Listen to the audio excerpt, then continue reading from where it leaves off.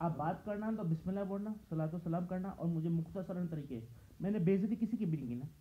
نہیں سبق آپ کو میں آپ سے میں انٹرویو لوں گا تو 3 اور پیو پھر میں سب سے انٹرویو لوں. لیکن آپ یہ بات ریپیٹ کرو نا میرے لیے، بولو بسم اللہ کر کے. سبق ہے چلو 1 منٹ. اچھا یہ ہمارا دھیان ادھر ہے نا. تم یہ پیو.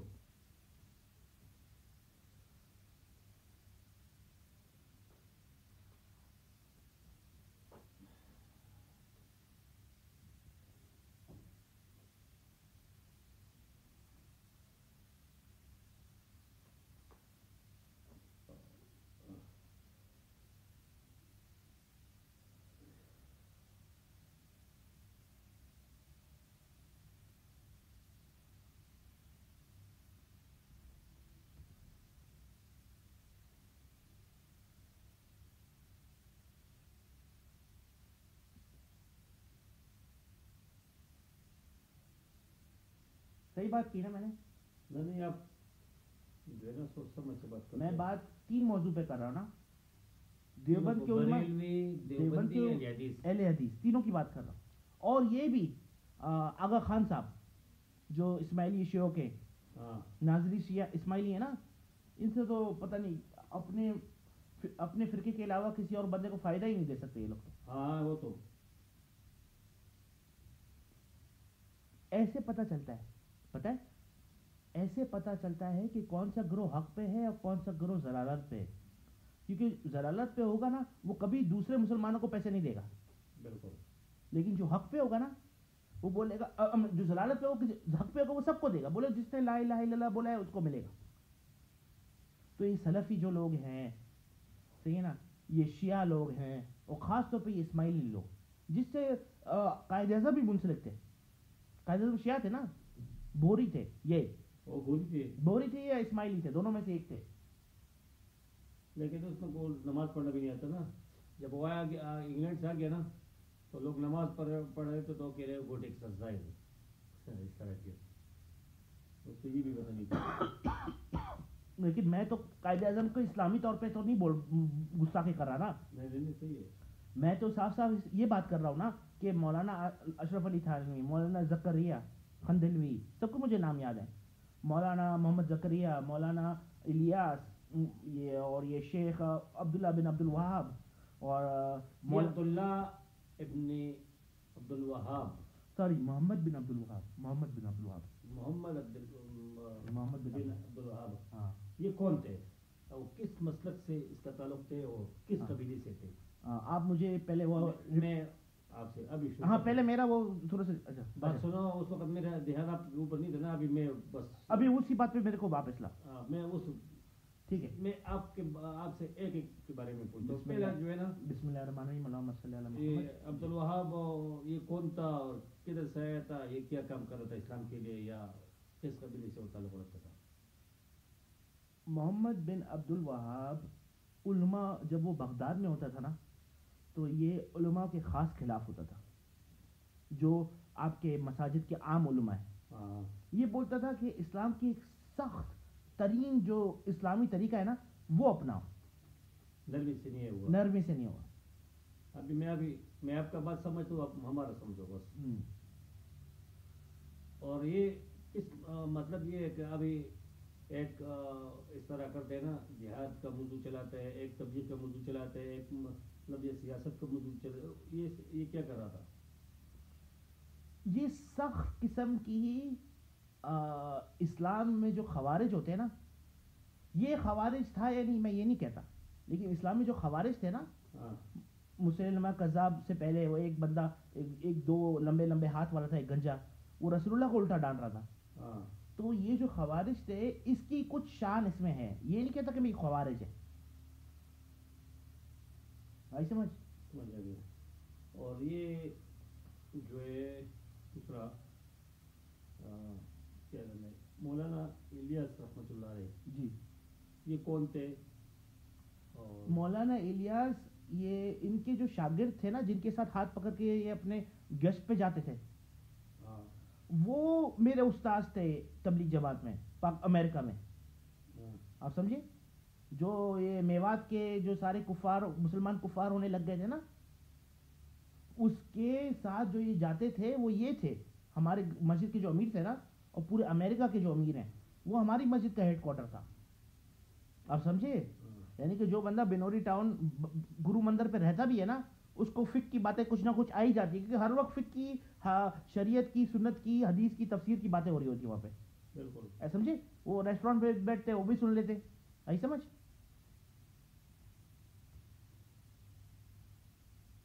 تو یہ جو بندہ تھا، یہ بندے کا نیت یہ تھی جو مجھے بتایا گیا نا، کہ یہ بندے کی نیت یہ تھی کہ میں پورے اسلام کو جو ہے نا، جو میرے علاقے میں جو لوگ ہیں مسلم، ان کا جو پورا کا پورا اسلام ہے وہ سارا کا سارا میں ٹھیک کروں. اب مغرب پر کے رات کو شیوی دیوا کی ٹیمپل میں کھانا کھانے چلے گئے، تو یہ تو اسلام نہیں ہوا نا. آپ سمجھے؟ کسی نے آپ کو دعوت دی وہ الگ بات ہے، لیکن آپ عبادت کی طرح چلے گئے تو یہ غلط بات ہوئی نا. تو اس طرح یہ لوگوں کو ٹھیک کرتا تھا. اور وہ اتنا زیادہ عالم بھی، یعنی کہ ایک سمپل سا عالم تھا. آپ سمجھے؟ کوئی جیسے مولانا زکریا ہیں، مولانا اشرف علی تھانوی ہیں، اس طرح کا بڑا عالم نہیں تھا، لیکن یہ دعویٰ میں بہت آگے تھا. آپ سمجھے؟ پھر اس کے ساتھ مولانا اشرف علی تھانوی ملے، پھر ان کے ساتھ وہ ملے مولانا زکریا جنہوں نے فضائل اعمال لکھا ہے اور فضائل صدقات لکھا ہے. مولانا طارق جمیل صاحب کے بارے میں آپ کیا خیال ہے؟ مولانا طارق جمیل جیسے گھوڑا ہوتا ہے نا، گھوڑے کے تو کونے پہ بند ہوتا ہے نا، نظر نہیں آتا، اس نے پوری آنکھوں پہ بند کر دیا. اور جو دیوبند مولانا نظام الدین اولیاء جو ان کا جو ہیڈ کوارٹر ہے نا، جو وہ کہتا ہے وہی وہ کرتے. حالانکہ یہ بندہ پنجابی ہے، آپ سمجھو یہ پنجابی میں اس کے خلاف ہوں. ایک اور بھی اس کی طرح ایک حرامی ہے، I'm sorry to say. حرامی کیونکہ وہ آنکھ بند کر رہا ہے. وہ عالم آنکھ کیوں بند کر رہا ہے؟ آپ سمجھے؟ ہر چیز تبلیغ سے نہیں ہوتی، اور ہر چیز جہاد سے نہیں ہوتی، ہر چیز صدقے سے نہیں ہوتی. سب کی جگہ اپنی اپنی جگہ ہے. اور یہ دوسرا بندہ ہے ہمارا میمن ابو بلال، مولانا وہ مدنی چینل والے. وہ تو اللہ معاف کرے، مجھے تو ایسا لگتا ہے پورا جاسوس ہے. جس طرح کی وہ پگڑی پہنتا ہے نا، اور اس کی جو انڈیا میں جب اس کے مدنی چینل پہ لڑکے آتے ہیں نا، وہ پگڑیوں کے کلر الگ ہوتے ہیں، اس سے ایک دوسرے کو کوڈ شیئر کرتے ہیں. یہ لوگ اتنے حرامی لوگ ہیں. یہ ہمارے میمن کراچی والے. یہ مفتی تقی عثمانی صاحب آپ کے خیال میں کیا ہے؟ مفتی تقی عثمانی صاحب ایک بہت ہی معنی میں مشہور عالم ہے، بہت ہی، اور ان کی تفسیریں کی کتابیں بہت ہی اچھی ہیں. لیکن یہ وہی دیوبند کو، جس طرح مولانا طارق جمیل آنکھ بند کر کے پوری آنکھ بند کر کے نظام الدین اولیاء پہ چلتا ہے نا، یہ صحیح بتاؤ. آپ خود تبلیغی بہت بڑے ورکر ہو، مجھے پتا ہے. نہیں میں تبلیغ سے وابستہ ہوں. نہیں تبلیغ جماعت میں آپ بیٹھتے ہو، گشت پہ جاتے ہو، لیکن آپ نے دن بھی لگائے ہیں، 40 دن لگائے ہیں، 4 مہینے لگائے ہیں. 4 مہینے 40 دن لگائے. کتنی مرتبہ 40 دن لگائے؟ ایک بار لگائے. میں نے 2 مرتبہ لگائے ہیں. آپ نے 2 بار. مجھے کتنا پتا ہوگا. بالکل. اور میں 5 سال اسی بندے کے ساتھ بیٹھا ہوں نا نماز میں. 40 دن سے کچھ فرق نہیں پڑتا. چلو ابھی دوسری موضوع پہ چلتے ہیں. یہ تو آپ کو سب معلومات ہے. ہاں، لیکن ابھی یہ میں یہ ریکارڈ کر رہا ہوں کہ ہمارا جو ہے نا، یہ میں ریکارڈ اس لیے کر رہا ہوں کہ میں بعد میں واپس سنوں. میں جہاد وغیرہ کی باتیں نہیں کرتا تقریب کاری کی، لیکن میں سمپل سی یہ بات کر رہا ہوں کہ یہ سارے کے سارے. پھر اس میں علی رضا خان بریلی شیخ، میں یہ نہیں کہتا وہ برا شیخ ہے، لیکن اس کو تبھی چلنے دیا، دیوبند کو بھی تبھی چلنے دیا، نظام الدین اولیاء کو بھی تبھی چلنے دیا، علی سعود کو بھی تبھی چلنے دیا جب برطانیہ نے ہاں بولا. اب سمجھ میں آ رہی ہے؟ بالکل. میں جو بھی صدام کی بھات پارٹی ہے، جو بھی ہے، عراق کا جو فیصل تھا وہ تبھی چلا جب برطانیہ نے ہاں. قائد اعظم بھی تبھی چلا جب اس کو ہاں بولا گیا تو کرنے دیا. صحیح بات ہے. آپ سمجھے؟ تو وہ اس قائد اعظم ایک بہت ہی اعلیٰ قسم کے وکیل تھے، ٹھیک ہے. ان کو انگریز کے سامنے مسلمانوں کی بات کہنا آتی تھی. یہ وجہ تھی کہ وہ قائد اعظم تھے، اور کوئی وجہ نہیں تھی، کیونکہ ان سے اچھے بیرسٹر تھے انڈیا میں پرانے. ظاہر سی بات ہے، قائد اعظم نئے آئے تھے تو وہ تو 20-30 سال تو اس پہ ہی لگے ہوئے تھے کانگریس میں. وہ اپنی پریکٹس تو بہت ہی کم کرتے تھے. آپ سمجھے؟ ابھی آپ یہاں پہ ہو تو آپ اگر فرض کرو آپ لوگوں کو صدقہ لینے جا رہے ہو تو امامت تو نہیں کر سکو گے نا مسجد کی. اسی طرح وہ بارٹ لا پہ تھے، لیکن وکیل بھی بہت اچھے تھے، میں یہ نہیں کہتا، لیکن ان کا ساری محنت کانگریس اور سیاست کی طرف لگی ہے نا. 1906 یا 1910 میں انہوں نے خود کانگریس جوائن کی ہے علامہ محمد اقبال کے ساتھ. علامہ اقبال کے ساتھ بھی یہی مسئلہ ہے نا, آپ سمجھے کیا مسئلہ ہے, کہ جب تک انگریز نے بولا ٹھیک ہے تو ٹھیک ہے. سر سید کا بھی یہی مسئلہ ہے. علماء دیوبند اور علماء حنفی جو انڈیا میں تھے انگریز کے دور میں, ان کا بھی یہ مسئلہ ہے, ورنہ تو وہ زندہ نہیں چھوڑنے دیتے. انگریز تو آیا ہے, اس نے 13,000 علماء کو شہید کیا ہے. یہ کیا ہے نہیں کیا 1857 کی جنگ میں. ہاں اس میں تو پاکستان کی آزادی میں تو زیادہ قربانیاں جو ہے نا علماء اکرام نے دیا نا, دیا ہے. تحریک المجاہدین نے, جماعت المجاہدین نے اسٹارٹ کیا تھا. جماعت المجاہدین جو اس کے جو رکھوالے ہیں نا, ان کے ساتھ جو ملے ہوئے تھے وہ پنجابی لوگ. ان کا مدرسہ ہے جامعہ ابی بکر الاسلامیہ, نام سنا ہے؟ اہل حدیث کا بہت بڑا مدرسہ ہے. یعنی کہ اتنا بڑا دیکھنے میں نہیں ہے, لیکن اس میں یعنی کہ وہ اس کا افتتاح مکہ اور مدینہ کے امام نے کیا تھا, آپ سمجھے, 30-40 سال پہلے.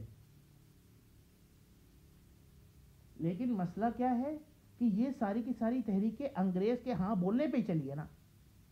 بس ہمارا ملک جو ہے نا, یہ جس طرح بھی جو حکومت بن رہا ہے نا, یہ تو باہر کے اشارے ہے نا.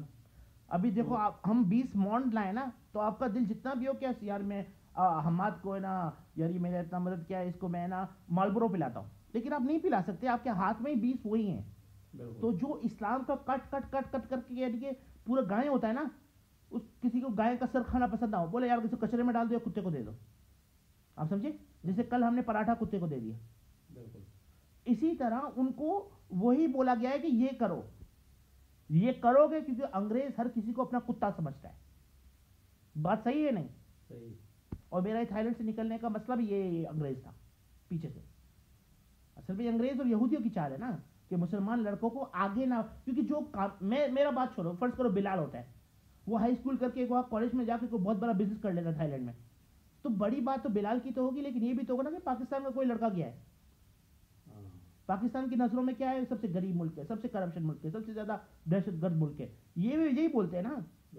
تو یہ چاہ رہے تھے کہ یہ لڑکا آگے نہ بڑھے, آپ سمجھے. یہ مسئلہ ہے.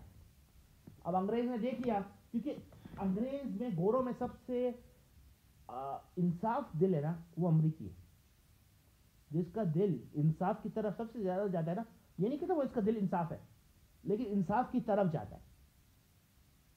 اگر میں برطانیہ میں پکڑا گیا ہوتا نا, میں ابھی 50 سال کا اور جیل کھا رہا ہوتا. صحیح بات ہے نہیں بھائی. جس طرح امریکہ نے مجھ پہ نوازش کی ہے, وہ بات تو میں بھولوں گا نہیں نا. جو حق, چلو بھائی اس نے مجھے 5 سال کیا, لیکن 15 سال تو نہیں کیا نا. بھائی سمجھ, بھائی میں اس کو ہیٹ کرتا ہوں, لیکن اس نے تو مجھے 5 سال کیا ہے نا, 50 سال تو نہیں کر دیا. وہ ڈاکٹر عافیہ صدیقی, اس کو تو 80 سال کر دیا. مجھے 5 سال کیوں کیا, سوچو نا. صحیح بات ہے. مجھے 5 سال کیوں, یا میں ایجنٹ ہوں, یا میں کوئی غلط بندہ ہوں, یا مجھے پھنسایا گیا تھا. یہی ہو سکتا ہے نا. اب آئی سمجھ, بس یہ بات ہے. اب جو چوتیا پاکستان میں بیٹھا ہے نا, اس کو یہ بات سمجھ میں نہیں آ رہی کہ جو بندے کے وہ پھنسایا گیا تھا, وہ کہ وہ انصاف پسند ہے نا.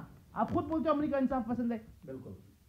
پاکستان میں کتنے فوجی وہاں پہ ٹریننگ کرنے جاتے ہیں, ان کو پیسہ ملتا ہے, کچھ بھی ملتا ہے, ایک ایک پائی آتی ہے نا. ایک پائی آتا ہے, وہ سب اس کا ہے. بھائی ابھی آپ دبئی میں جا کے امریکن بینک میں کھول لو, جو امریکہ میں ہیڈ کوارٹر ہے, بھلے آپ جو بھی ہوں, آپ کلیئر ہو, فرض کرو ٹیررزم سے, آپ امریکہ کے بینک پہ کھول لو گے, تو آپ وہ کیا 10 سال بعد بھی وہ $10 بھی ہوں گے تو پڑے ہوئے ہوں گے. آپ سمجھے. نماز پڑھو بیچ میں. جی میں سے پڑھ